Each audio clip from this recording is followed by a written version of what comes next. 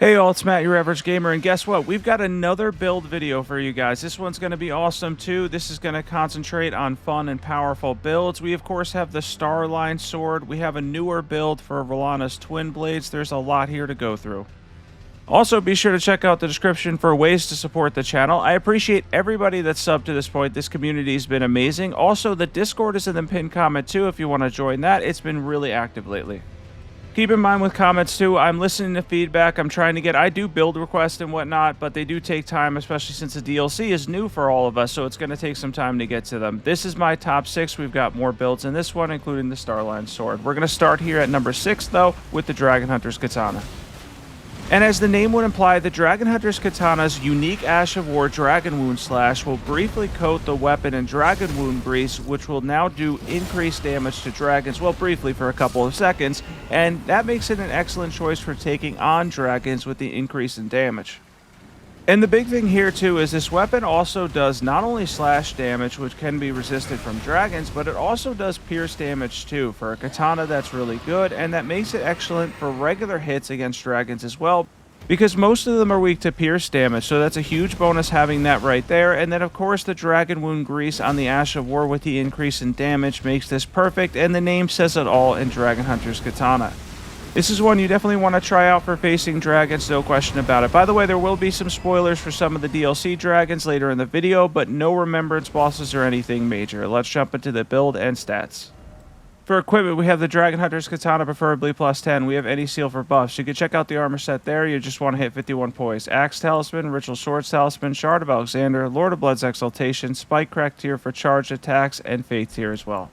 And then for stats on this one, we have 60 Vigor, 23 Mind, 29 Endurance, a good amount of Endurance for this build. We have 15 Strength, we have 70 Dexterity for this one, 25 Faith with the Faith tier. That'll make the stats add up to 160, by the way, for those that are curious. Yeah, a lot of people use build calculators, and they don't realize when I use the Faith tier, it's going to add up to 160 because you're getting an additional 10 levels of Faith, and of course, that's so that we could use Flame Grant Me Strength, which is 15 Faith, but mainly Golden Vow as well for the extra boost to 25 Faith. And for the Dragon Hunter's Katana location, you can get this one fairly early. This boss is a little bit difficult, though. I will give you a warning about that. He can be a challenging boss fight, no doubt about it. And you can get this in the Dragon's Pit early on, and you really don't even need to go through the first dungeon to grab this weapon. Definitely pick this one up early. It is excellent for fighting dragons. And at number 5, we have the Firespark Perfume bottle. This one's really fun to use. It's actually excellent for mobs. The charge attacks will spin you around, and you can end up doing massive fire damage. Not only that, these are a ton of fun to use, and you can combine 2 as well. For this, we've just built around 1 in the fire damage, but it is a lot of fun to use and can be strong too.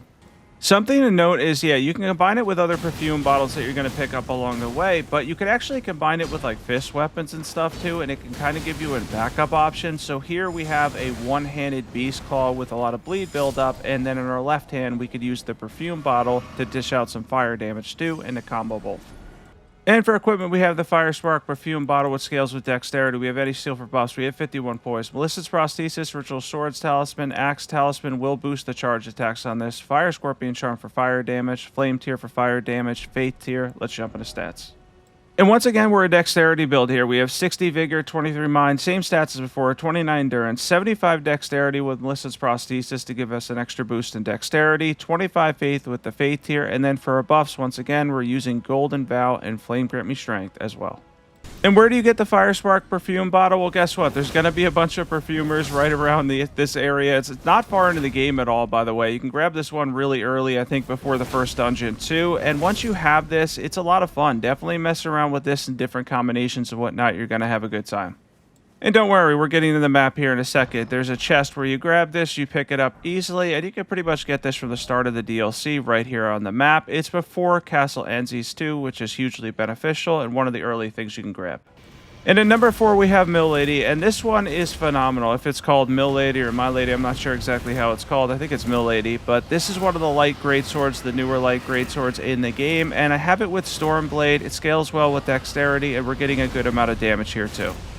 I like the new light greatsword class, and by the way, we ended up getting a posture break here too, which was pretty cool because of the fact that it scales well with Dexterity, and that if you want to go strength or heavy affinity, that's fine too. I believe you're going to end up with around a B in both, and of course we're getting good damage out of Stormblade, and the weapon itself does good damage for the amount of weight it has.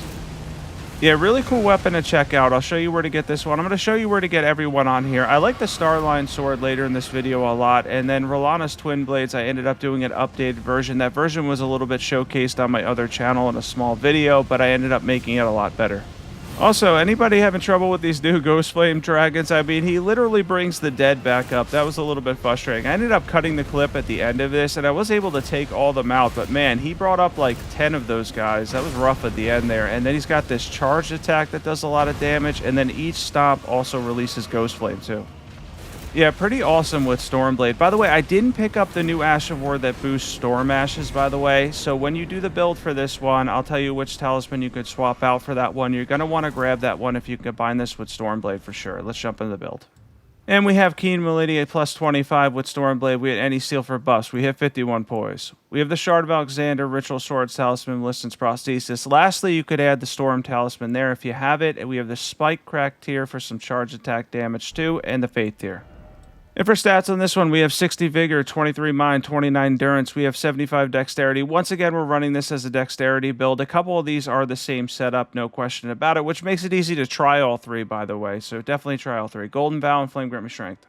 Location of Milady or Milady or however you say it, it's at Castle Enzies. It's actually going to be before it. Once you go across the bridge, you're going to go up. Eventually, you're going to run into dogs and a soldier, and there's going to be a little bit of a side path, and you can grab it in this chest after you climb the ladder. Don't worry, I'm going to be showing the map again here in a second, and we're going to show you right on the map where to grab this right there, and you're going to get there from the castle front in front of Castle Enzies. Not too bad to get this one. You can get this one relatively early in the game as well. And at number 3, we've got a really tough fight coming up here, but we have the Dancing Blade of Ranah, and I really like this one because you could hold down the Ash of War button, and guess what? You're going to continually build up on successive hits, which is absolutely amazing and can stack a ton of damage. Another huge bonus, the FP cost on the Ash of War is relatively low, so you can continuously use it. If you watch my FP as I hold down the button, it goes down really slowly, so even with relatively low mind or a medium amount of mind here, you can continuously use this Ash of War for a very long time without having to refill up your FP again. By the way, at this point that I was fighting the dragon, I only had 4 fragments, 4 upgrades, so yeah, he's not going to take a ton of damage from this build, but you can see this excessive attack build up on there. Right there, 3,000 damage he was hit for. It does build up quickly, and the Ash of War is very useful. By the way, this area is the Jagged Peak area. You could get here from the Dragon's Pit, which is really early in the game. So before you go to Castle Enzies, you're just going to go south, and eventually you will find the Dragon's Pit. You're going to have to drop down and whatnot, and once you do, you're going to end up on the other side, climbing a mountain, basically, that's full of dragons. Who else thinks so far that this DLC is incredible? I am glad that I went in on New Game instead of New Game Plus 7. I'll eventually do a run for that, of course, because it is challenging. It's a very, very challenging DLC, but so far it's been excellent. There's so much here. The map actually looks a lot smaller than it is, and the content really is packed in. Yeah, I love it so far. I think the weapons, too, they did such a good job with the Ashes of War. We have so many Ashes of War that look cool, have really good aesthetics to them, and of course, we're able to build around them, combine different things. It's really been great so far. And we're going to be able to finish off this dragon here in 1 second. He ended up with a little bit of HP left there. The successive attack build up on this Ash is really great. I recommend these. The Dancing Blades of Ranah, really good to try these out for a dex build. And for a build, we have the Dancing Blade of Ranah, plus 10 preferably, any seal for buffs. We hit 51 poise, of course. Melissa's Prosthesis, Ritual Swords, Talisman, Shard of Alexander. We have the Winged Sword Insignia. We have the Thorny tier and Faith tier as well. Let's jump into stats for this one. And these are our last Dexterity stats before we have 2 different builds stats-wise that are pretty much all over the place, and also very, very cool builds for the top 2. We have 60 Vigor again, 75 Dexterity with Melissa's Prosthesis, 25 Faith with the Faith tier, 29 Mind, 23 Endurance. And then once again, our levels are going to add up to 160 with the Faith tier, and we have Golden Vow for our first buff, and our second buff, our body buff, is going to be Flame Grant Me Strength again. And where do you get this? You get this at the coast. From the coast, there's going to be a little bit of a side area that you go into that leads you to a cave, and then through the cave will bring you to the Southern Nameless Mausoleum, where you'll fight a boss that drops it. And that boss isn't too difficult. At number 2, we have Rellana's Twinblades, and we have a balanced version of this. I did a little bit of a showcase on my alternate channel, my other channel for this one, and this is a really cool one. This ends up being an epic battle with this dragon. So, for those very familiar with the base game, Rellana's Twinblades acts very much like the Sword of Night and Flame. The fire damage is all going to be your fate stat, and then the beams are going to be your intelligence stat. For this build, we have pretty much balanced everything, and we went low on dexterity and strength because we want to be able to use the Ash of War as much as we can. The concept here is simple for this weapon with being able to use both. We want to use the fire part when we're below big targets or up close, and then when we get to a mid-range, we want to use the beams, and of course, since this is a dragon, we want to hit him in the head or hit her in the head and get as many hits as possible because they take additional damage to the head. And we're going to spin this dragon around because the dragon ended up getting stuck up there for a minute and a half, so I rebuffed in the process, and we're going to finish this fight with Rellana's Twinblades. Man, every time I say Rellana, I almost say Ranah. I don't know why, but I keep mixing up the words, and it's been really difficult to get that one down for some reason for me. But yeah, I love these Twinblades. They're really cool aesthetically to look at, and we've come up with a very, very good build that has it balanced for pretty much everything related to the Ash of War on this. This is the longest fight in the video, by the way, because I'm only at 4 upgrade fragments. I'm trying to do them slowly and kind of go through the processes here, and I like a little bit of a challenge, too. I'm on New Game. I'm usually used to playing on New Game plus 7, but I didn't want to start the DLC on that scaling. Eventually, I will do a run for that, too. But real quick, I do want to mention, if you're not subbed, definitely be sure to sub now. You're not going to want to miss out on all the awesome Elden Ring builds. I'm going to be covering Elden Ring throughout the summer. It's going to be awesome. This community's been fantastic. And if you join that Discord too, there's been a ton of people in there that have been active lately. It's been awesome as well. And people have been helping each other. It's been great. On a side note, by the way, I could see why they didn't make 2 DLCs. While this ended up being the final DLC for Elden Ring, I'm sure Elden Ring 2 will be eventually, but that's going to be like years from now. It's because this DLC is so big. This DLC is basically Elden Ring 1.5, and it has so much content packed in. Alright, now back to talking about the Twinblades. So once again, when we're up close, we're using the fire part, and then when we back off, we're using the beams to hit the dragon in the head. I really like the combination on this Ash of War, although admittedly, it is a little bit stamina costly, so definitely make sure you have a good amount of endurance. And by the way, if you're a high level, supposedly this weapon gets nearly 1,000 AR. You have a couple people that commented in the Discord that have tested it and seems to be around that in terms of AR, which isn't really that much of a surprising because the Sword of Night and Flame, which has similar scaling, I believe there's a way at max level to get that over 800 AR, and that is just a single straight sword, so that's pretty incredible. And this weapon also is pretty incredible in terms of AR. Yeah, this dragon fight ended up being a really tough fight. I probably needed more upgrade fragments at this point, but it doesn't matter. The point is to challenge ourselves to take on tough enemies. The whole point of the DLC is that I know a lot of people have gotten frustrated so far, having a really hard time. Just remember to have patience and take breaks too if need be. And of course, use summons as well. If you need summons, use them. Don't be afraid to use summons. You have to use them. It's no big deal. If you need friends or help in co-op, that's no big deal either. It's a challenging DLC, and it is a very challenging game. There's no question about that. The DLC specifically is even harder than the base game. I think the base game was challenging for a lot of players to begin with. Now we're going to get to the end of the dragon fight, and you can see I'm out of FP, so I'm just using regular light attacks and charge hits too. The charge attacks actually do decent poise damage. It's not too bad. I believe we end up getting a break in here, which ends up helping end this fight and finish off the dragon. So we can finish off the dragon. I think we get a little extra damage in here, and then I think it's a couple more hits to go. Overall, though, you can see the amount of HP these enemies, these bosses have, even on base new game, is truly incredible. Looking at that, the 3,400 that came off, you can see it's a chunk, but it's not that much of his entire HP bar. It's pretty crazy. Now, before we jump into equipment, I want to show that my upgrades so far that I grabbed, I'm only at 4, so if you face this dragon, it's probably a lot easier if you can get to 6 or 8 or something. We're going to jump into the build now. And for the build on this one, we have Rellana's Twinblades, and they are at +10, of course. We have any seal for buffs. We did hit 51 poise. The Spellblade set will boost the beam. We have the Fire Scorpion Charm, Ritual Sword Talisman, Shard of Alexander, Magic Scorpion Charm, Magic Tier, and Flame Tier 2. And for stats on this one, we're going to jump into the stats, and we have 45 intelligence, 45 faith to make the most out of the fire that scales with faith, and of course the magic part that scales with your intelligence stat. We have 50 vigor, 21 mind, 28 endurance, the minimum 16 strength and dexterity. And for this one, since it's kind of a glass cannon build here, I am using Golden Vow as well as Hellish Brewery to increase our damage by a total of 40%.